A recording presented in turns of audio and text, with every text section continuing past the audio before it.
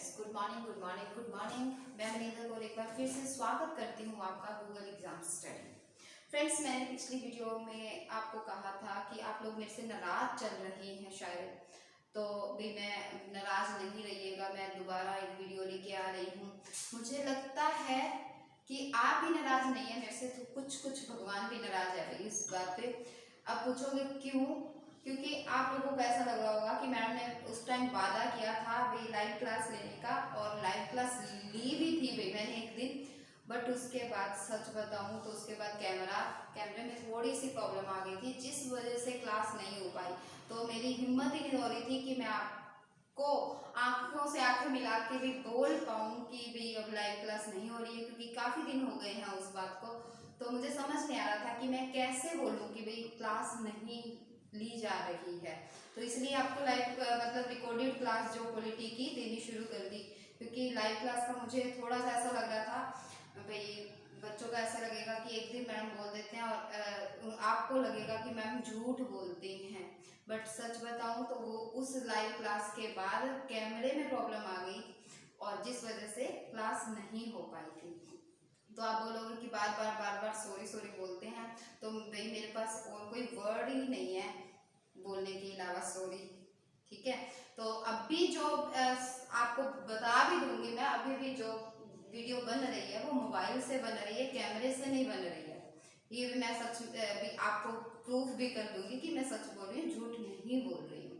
तो चलिए time waste ना करते हुए शुरू करते हैं नेक्स्ट क्लास। ठीक है, तभी आपको रिकॉर्डेड क्लास मिल रही है, क्योंकि कैमरा सामने नहीं है तो लाइव का ऑप्शन नहीं है मेरे पास, इसलिए रिकॉर्डेड क्लास मिल रही है। ठीक है, तो चलिए, और लाइव आने के बाद आप मुझे भाई भला बुरा जो भी कहना उस टाइम कह देना। ठीक है, तो क्लास शुरू करते हैं क्वेश्चन के साथ।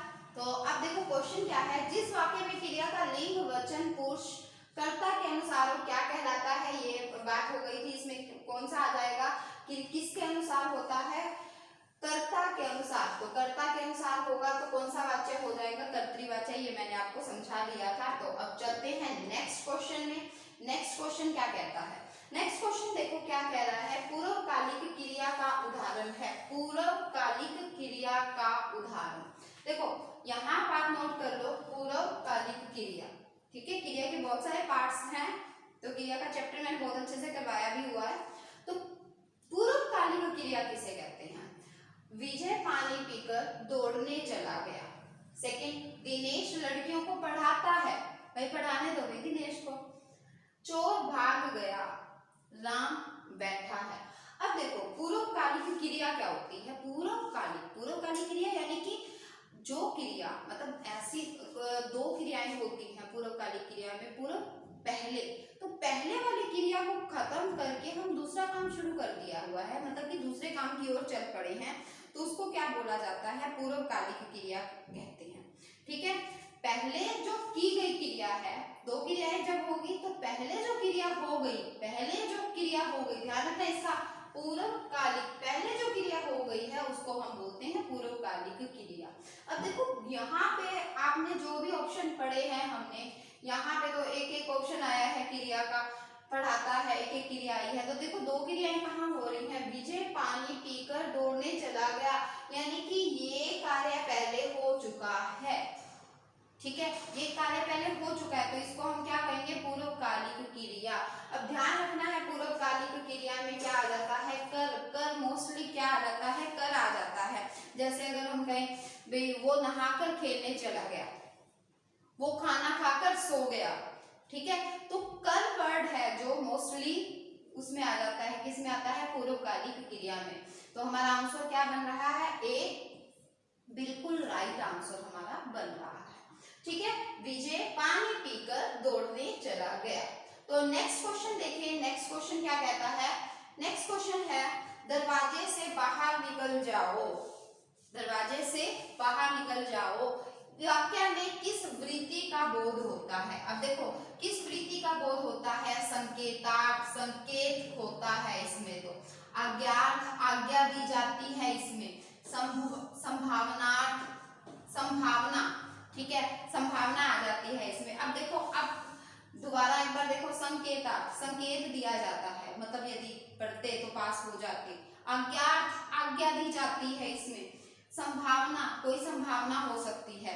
तो अब जल्दी से बताओ भाई इसका आंसर फटाफट से कौन बताएगा कि इसमें कौन सी वृत्ति है। हम क्या कह रहे हैं, दरवाजे से बाहर चले जाओ, इसका मतलब हम क्या कह रहे हैं, आज्ञा दे रहे हैं। और जैसे ही हम आज्ञा देंगे तो उसमें वृत्ति कौन सी है, अज्ञात वृत्ति हो जाएगी। और वृत्ति का चैप्टर भी मैंने आपको बहुत अच्छे से पढ़ा रखा है, ठीक है। और अगर आपको नहीं मिले तो मैं दोबारा भी रिवाइज करवाऊंगी, टॉपिक सारे दोबारा भी रिवाइज करवाऊंगी, ठीक है। तो यहाँ से हमें पता चल गया आंसर अज्ञात। कमला ने शांति को पुस्तक दी। देखो इसमें कौन सी क्रिया है, कमला ने शांति को पुस्तक दी, क्रिया कौन सी है। कर्म के आधार पर अगर हम देखें तो दो प्रकार की क्रियाएं हैं, अकर्मक क्रिया और सकर्मक क्रिया। अकर्मक क्रिया, भविष्यकालिक क्रिया, संयुक्त क्रिया, पूर्ण द्विकर्मक क्रिया। तो देखो यहाँ पे क्या हो जाएगा, आप क्या कह रहे हैं, कमला ने शांति को पुस्तक दी। तो जब हम कर्म की बात करते हैं, ठीक है, ये कौन सी क्रिया है, अगर हम कहें तो ये सकर्मक क्रिया है, ठीक है, सकर्मक क्रिया। अब सकर्मक भी कैसे, अब यहाँ पे देखो दो क्रियाओं का यूज हो रहा है, शांति को पुस्तक दी, ठीक है। कमला ने शांति को क्या दिया, पुस्तक। मैंने आपको कहा था किसको या क्या, ये जो है क्रिया से पहले लगाकर देखना, इन दोनों में से एक का भी आंसर मिल रहा है तो आपकी सकर्मक क्रिया होती है ना। इन दोनों को क्रिया से पहले लगाकर देखना है, क्रिया से आगे, यानी कि क्रिया से आगे लगाकर देखना है, और दोनों में से एक का भी आंसर मिल रहा है तो वो सकर्मक क्रिया होती है। अब देखो यहाँ पे दोनों का ही आंसर मिल रहा है, क्या, कमला ने शांति को पुस्तक दी, क्या दी, पुस्तक, ठीक है, किसको दी, शांति को। तो दोनों का ही आंसर मिल रहा है। तो आप इसको, शांति को, यानी कि जो ये क्रिया है इसको क्या बोलोगे, प्राणीवाचक क्रिया है ना, प्राणीवाचक। और यहाँ पे जो किसको दी, ये मतलब क्या दिया, तो वहां पे क्या हो जाएगा, अप्राणीवाचक, ठीक है। दो तरह की हो गई हमारे पास। तो ये इसका मतलब दो क्रियाएं पूरी हो रही हैं, दो कर्म इसमें आ रहे हैं। तो दो कर्म इसमें आ रहे हैं तो कौन सी क्रिया हो जाएगी, पूर्ण द्विकर्मक क्रिया, ठीक है, पूर्ण द्विकर्मक क्रिया। अकर्मक क्रिया की अगर बात करते हैं तो अकर्मक क्रिया जिसमें कर्म नहीं होता है, गोपाल सोता है, वह रोता है, किसमें आ जाएगा, अकर्मक क्रिया में। तो यहाँ पे क्या हो रहा है, क्या और किसको, दोनों का आंसर मिल रहा है, तो इसका मतलब हमारा पूर्ण द्विकर्मक क्रिया है, दो क्रियाएं हैं, दो कर्म है, सॉरी, ठीक है, क्लियर हुआ। तो चलते हैं नेक्स्ट क्वेश्चन में। मैं गाना गा सकता हूँ, हाँ भाई मैं भी गा सकती हूँ, ठीक है। अब वो अलग बात है कि सुर में हो या ना हो, तो गा तो सकते हैं, सब गाना गा सकते हैं। मैं गाना गा सकता हूँ वाक्य में वाच्य है, तो वाच्य की भी बात हमने करी है कि कितने तरह के होते हैं, 3 तरह के, कर्तरी, कर्म और भाव। तो यहाँ पे क्या, किसकी बात हो रही है, जल्दी से बताओ किसकी बात हो रही है, कर्तृवाच्य, कर्मवाच्य और भाववाच्य। यस, अब देखो ध्यान रखना, ये मैंने कहा मैं आपको कह रही थी मैं गाना गा सकती हूँ, ठीक है, यानी कि ये मैं किस पे डिपेंड कर रहा है, मतलब कि इस पे डिपेंड कर रहा है कि बोलने वाला लड़का है या लड़की है। अगर बोलने वाला लड़का है तो उसने बोला सकता हूँ, तो इसका मतलब ये डिपेंड किस पे कर रहा है, मैं पे कर रहा है। मैं गाना गा सकती हूँ, इसका मतलब ये डिपेंड किस पे कर रहा है, लड़की पे कर रहा है। तो यानी कि मेरा जो क्रिया है वो चेंज किसके अकॉर्डिंग हो रही है, हमें सिर्फ वाक्य में ये देखना है कि क्रिया किसके अकॉर्डिंग चेंज हो रही है। तो क्रिया किसके अकॉर्डिंग चेंज हो रही है, कर्ता के अकॉर्डिंग चेंज हो रही है। जब क्रिया कर्ता के अकॉर्डिंग चेंज हो रही है तो हम उसमें क्या कहेंगे, कर्तृवाच्य बोलेंगे, ठीक है। जल्दी से बताओ समझ आ रहा है, अगर आपको समझ आ रहा है तो साथ साथ कमेंट्स जरूर करना कि हाँ हमें समझ आ रहा है। और अगर आपको आंसर पता है तो आंसर आपने मेरे बोलने से पहले आपने आंसर वहां कमेंट में लिख देना है, ठीक है। तो चलिए भाई नेक्स्ट क्वेश्चन करते हैं। दिगंबर का सही संधि विच्छेद है। अब देखो संधि की बात आ गई, दिगंबर, दिगंबर। ठीक है, अब दिगंबर की बात करें तो वहां पे संधि विच्छेद की बात करें तो संधि कौन सी बनती है, ये व्यंजन संधि बनती है। कौन सी संधि बनती है, व्यंजन संधि बनती है। तो दिग मतलब क में अ जब जुड़ता है तो ये जो क है यानी कि इसमें रूल क्या कहता है, ये जो क है किसमें चेंज हो जाता है, अपने से तीसरे अक्षर में चेंज हो जाता है, तो ये बन जाएगा दिग। अब दिग क हलंत है तो ये भी हलंत, प्लस में अंबर था, अंबर का अंबर लिखेंगे, तो अंबर का जब अंबर लिखते हैं तो ग में अ पूरा आ जाएगा तो वो बन जाता है दिगंबर। तो इसका मतलब ये हमारा फर्स्ट ऑप्शन ही सही आ गया, हमें नेक्स्ट पे तो जाना ही नहीं पड़ा। ठीक है, तो फर्स्ट ऑप्शन ही हमारा सही हो गया। आगे फिर भी एक बार ऑप्शन देख लेते हैं। दिग प्लस में ग पूरा आ गया, इसमें ये गलत हो जाएगा, ये भी वही हो गया सेम। तो दिग प्लस में, अब ये ध्यान रखना कंफ्यूजन कहाँ होएगी कि क हलंत वाला लेना है या क पूरा लेना है। हलंत वाला मतलब क आधा होता है, ये ध्यान रखना है। व्यंजन संधि है तो वहां पे क आधा है, आधा और ये पूरा मिलके पूरा बन जाएगा, तो क हलंत वाला आएगा। ठीक है, क्लियर है? यस, चलो नेक्स्ट क्वेश्चन करते हैं हम। तो आंसर आपका क्या बन जाएगा, दिग प्लस में अंबर। यस, नेक्स्ट क्वेश्चन, निम्नलिखित में से कौन सा पद बहुव्रीहि समास नहीं है। अब बहुव्रीहि समास की बात हो रही है। अब देखो बहुव्रीहि, ठीक है, बहुव्रीहि समास, बहुव्रीहि क्या करता है, बहुव्रीहि कहता है कि भाई मैं तो किसी को एक्सेप्ट नहीं करता, ना ही पहला पद प्रधान ना ही दूसरा पद प्रधान, बल्कि तीसरा ही पद प्रधान होता है बहुव्रीहि समास में। तो अब देखिए बहुव्रीहि समास वो कह रहा है नहीं है, नहीं है जब कह रहा है तो इसका मतलब क्या है, वहां पर बाकी ऑप्शन में आपको बहुव्रीहि समास मिलेगा। ठीक है, तो फर्स्ट ऑप्शन क्या है, रामायण, सेकंड ऑप्शन क्या है, एकाल, थर्ड क्या है, महावीर, मंदोदरी। तो अब देखो रामायण, रामायण क्या हो जाएगा, रामायण क्या होता है, राम का अयन, यानी कि रामायण राम का अयन, राम का आश्रम। बट आप सोचो राम का आश्रम, रामायण किसको कहा जाता है, वाल्मीकि ने जो रामायण लिखी थी ग्रंथ, उसका नाम रामायण है। इसका मतलब ये कौन सा समास हुआ, बहुव्रीहि समास हुआ। ठीक है, कौन सा समास हुआ, बहुव्रीहि समास हुआ। अब देखो एकाल, एकाल, एकाल मतलब कि बिना काल। ठीक है, एकाल, तो यहाँ पे देखो एकाल आ गया जब हमारे पास ए आ गया यानी कि न काल। ठीक है, एम का मतलब जब ए आगे आ जाता है तो न बन जाता है, तो इसका मतलब कौन से समास में चला जाता है। अगर हम यहाँ पे देखें तो कौन से समास में, जब भी ए यानी कि उसका उल्टा आगे आ जाता है, जब भी किसी शब्द का उल्टा आगे आ जाता है तो वो तत्पुरुष समास माना जाता है। वो कौन सा तत्पुरुष माना जाता है, नन्य तत्पुरुष समास। ठीक है, तो नन्य तत्पुरुष समास, तो अगर ये नन्य तत्पुरुष समास हो गया तो इसका मतलब बहुव्रीहि समास नहीं है। बट आपके दिमाग में ये दो समास की बहुव्रीहि कैसे हैं वो भी आपको मैं बता देती हूँ। महावीर, महावीर, महावीर का नाम हमें सबको पता है, महान है जो वीर। महावीर किसको कहा जाता है भाई, स्पेशल नेम अगर हम कहें तो हनुमान के लिए बोला जाता है महावीर। तो कौन सा समास हो जाएगा, बहुव्रीहि समास हो जाएगा। तो बहुव्रीहि यही कहता है कि वही जो दोनों का जो अर्थ है ना वो नहीं अलग ले लिया हमने, महान है जो वीर नहीं लिया, हम कह रहे हैं महावीर का मतलब क्या होता है भाई, हनुमान होता है, तो वो बहुव्रीहि समास हो गया। अच्छा, अब महावीर जो है आपको किसमें, कर्मधारय समास में भी मिलेगा, ध्यान रखना है। बट कर्मधारय और बहुव्रीहि दोनों ऑप्शन में हो तो आप किस ऑप्शन पे जाओगे, बहुव्रीहि समास में, ना कि कर्मधारय में जाओगे। ठीक है, मंदोदरी, मंद है उदर जिसका। ठीक है, उदर मतलब मंदोदरी कहा किसको जाता है, मंदोदरी भाई रावण की पत्नी को बोला जाता है, मंदोदरी है ना उसकी पत्नी का नाम था। तो यहाँ मंद है उदर जिसका नहीं हो रहा है, यहाँ पे बात किसकी हो रही है, मंदोदरी यानी कि रावण की पत्नी की। तो कौन सा समास बन गया, बहुव्रीहि समास बन गया। ठीक है, तो ये किसका समास, कौन से समास है, यानी कि रामायण भी बहुव्रीहि समास है, महावीर भी बहुव्रीहि है, मंदोदरी भी बहुव्रीहि है।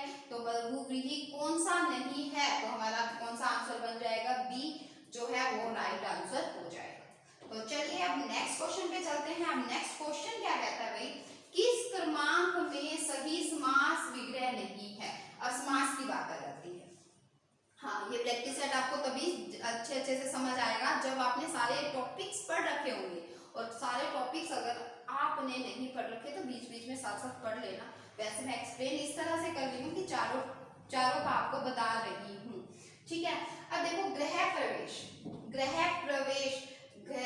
में प्रवेश, वैसे मैं गलत बोल रही हूँ, गृह नहीं बोलना है, गृह बोलना है, क्योंकि री की मात्रा है ये, ठीक है। गृह प्रवेश यानी कि घर में प्रवेश, तो गृह प्रवेश, घर में प्रवेश, ब्रैकेट दे रखा है इसमें। हवन सामग्री ले आई, हम कहते हैं ना हवन सामग्री लेकर आओ भाई, तो यानी कि हवन के लिए सामग्री ले आओ, बिल्कुल सही कह रहा है। नेक्स्ट क्या कह रहा है, मुरलीधर, मुरली को धारण करने वाला, बिल्कुल सही कह रहा है, मुरली को धारण करने वाला, मुरलीधर, मुरली को धारण करने वाला, अर्थात श्री कृष्ण की बात हो रही है।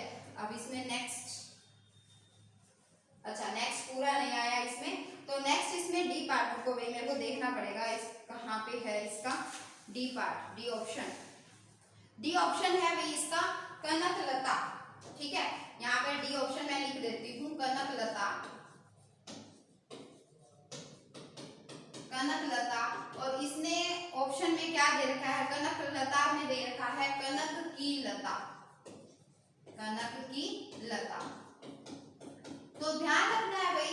अब देखो सारे ऑप्शन तो हमने यहाँ तक तो सब सही कह दिए, ये भी सही है, कौन सा समास बनेगा, तत्पुरुष समास बन जाएगा, हवन के लिए सामग्री तत्पुरुष समास बन रहा है, मुरली को धारण करने वाला बहुलिंग समास बन रहा है, कनकलता, कनक की लता, यहाँ गलती हो गई है भाई, कनक की लता नहीं होती है, कनक के समान लता होती है, ठीक है, कनक के समान लता, तो वो कौन सा हो जाएगा, वहां पे हमारा गलत ऑप्शन जो है वो हो गया डी। तो इस क्रमांक में उसने कहा है सही नहीं है, तो किस क्रमांक में सही नहीं है, डी ऑप्शन में सही नहीं है, ठीक है।